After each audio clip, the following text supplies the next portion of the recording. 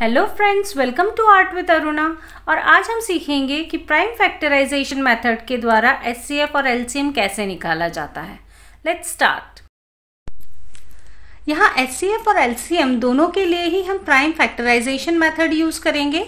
हम दोनों ही मेथड को एक साथ करने वाले हैं ताकि आपको क्लियर हो जाए कि एचसीएफ के लिए हम क्या करते हैं और एलसीएम के लिए हम क्या स्टेप फॉलो करते हैं।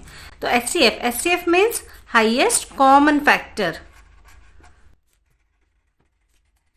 जबकि एलसीएम मीन्स क्या होता है, लोएस्ट कॉमन मल्टीपल।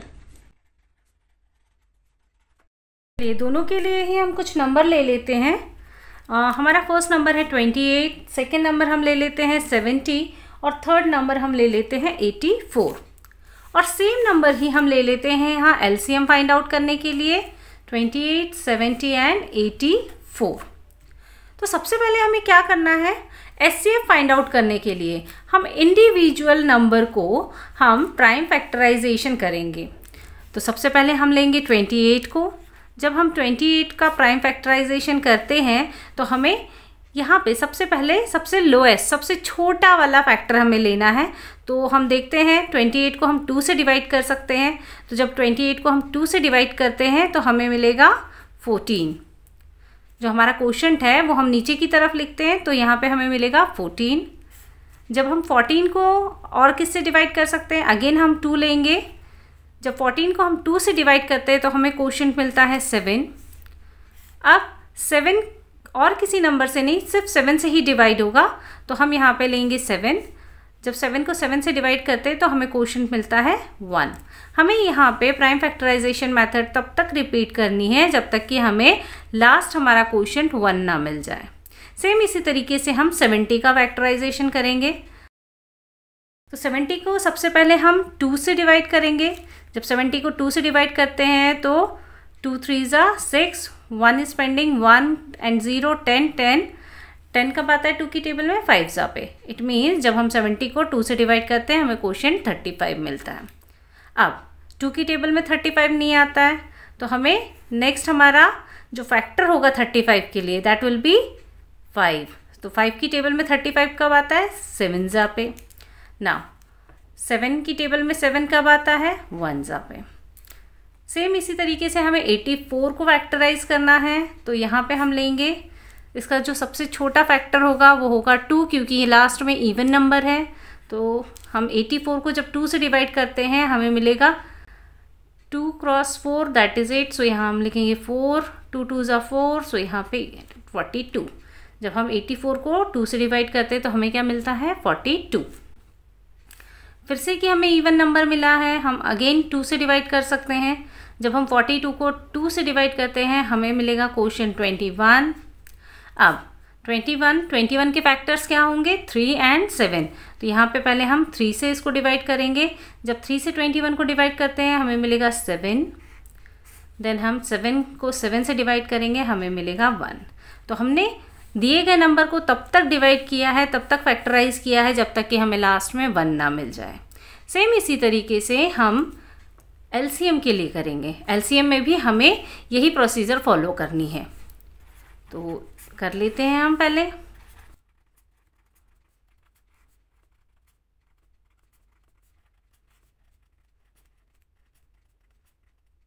अब हमें क्या करना है, जो भी नंबर्स के साथ हमारे पास फैक्टर्स यहाँ पे आए हैं तो वो हम यहाँ पे मल्टीपल फॉर्म में लिख लेंगे। तो नंबर 28 के लिए जो हमें कॉम्बिनेशन मिला है that is 2 cross 2 cross 7। Same 70 के लिए हमें क्या कॉम्बिनेशन मिला है, 2 क्रॉस 5 क्रॉस 7। देन 84 के लिए हमें क्या कॉम्बिनेशन मिला है, 2 क्रॉस 2 क्रॉस 3 क्रॉस 7। सेम इसी तरीके से हमें एलसीएम में भी यही काम करना है। हम सेम इसी तरीके से यहाँ पे लिख लेंगे। तो हम कर लेते हैं पहले।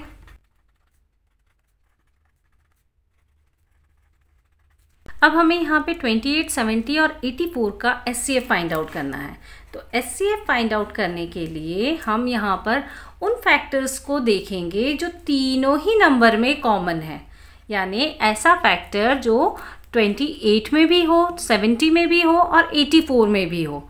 तो यहाँ पे हम देख सकते हैं कि यहाँ पे 2 28 में भी मौजूद है, 70 में भी है और 84 में भी है। तो यहाँ पे एक जो फैक्टर हमें मिला है वो है 2, तो उसे हम सबसे पहले यहाँ पे लिख लेते हैं।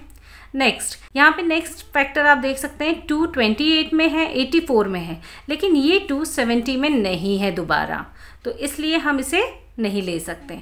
नेक्स्ट आप देखिए 5 यहाँ 70 में है लेकिन 28 और 84 में नहीं है। सेम वैसे ही 3 84 में है लेकिन 28 और 70 का वो फैक्टर नहीं है। लास्ट यहाँ पे आप देख सकते हैं कि 7 28 का भी फैक्टर है, 70 का भी है और 84 का भी है। इट मीन्स एक और फैक्टर हमें मिला जो तीनों ही नंबर में कॉमन है। तो यहाँ पे हम क्या करेंगे, हमारा पहला फैक्टर जो तीनों में मौजूद था वो क्या था 2।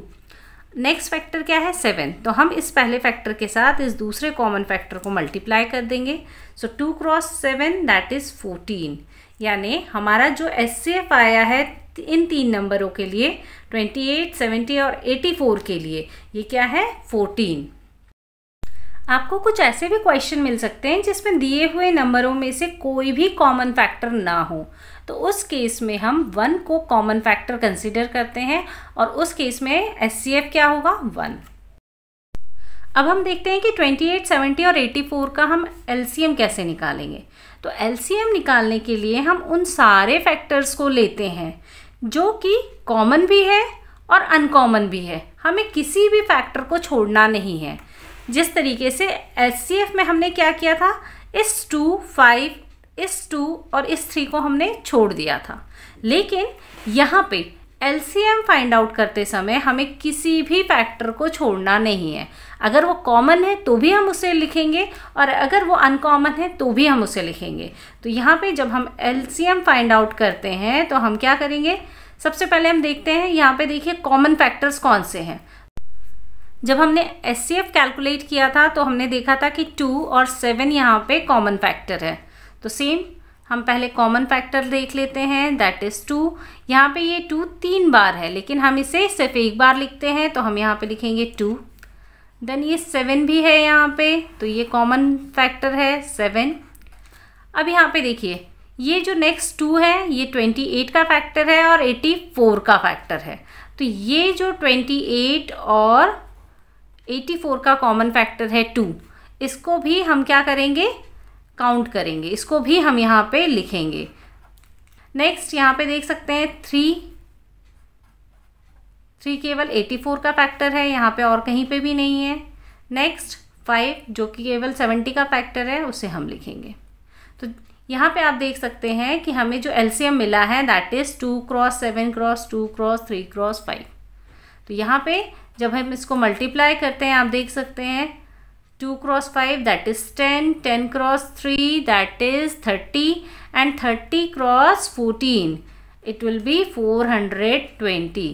तो यहाँ पे आप देख सकते हैं जो LCM आया है 28, 70 और 84 का वो है 420।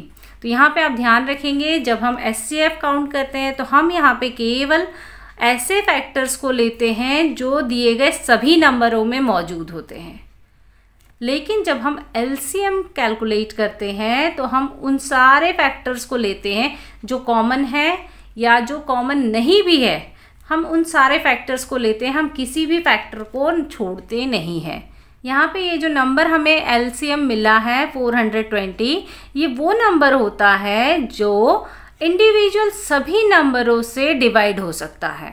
जब हम इस नंबर को यानी जब हम LCM को दिए हुए नंबरों से डिवाइड करते हैं तो हमें रिमाइंडर 0 मिलता है। आप यहाँ पे HCF और LCM में एक और चीज़ आप नोट कर सकते हैं कि जब भी हम HCF निकालते हैं दिए हुए नंबरों का, तो जो भी HCF है वो हमेशा दिए हुए नंबरों से छोटा होगा या उसके बराबर हो सकता है, लेकिन उनसे बड़ा कभी नहीं होगा। जैसे इन तीनों में सबसे छोटा नंबर क्या है 28, तो जो भी हमारा HCF आएगा वो 28 से छोटा हो सकता है या 28 के बराबर हो सकता है, लेकिन 28 से बड़ा नहीं हो सकता, है ना। सेम वैसे ही LCM एलसीएम में क्या होता है, जो भी आपका एलसीएम आता है वो हमेशा दिए हुए नंबरों से बड़ा होता है। Thanks for watching friends. Don't forget to like, subscribe, share and comment on this video. Thank you.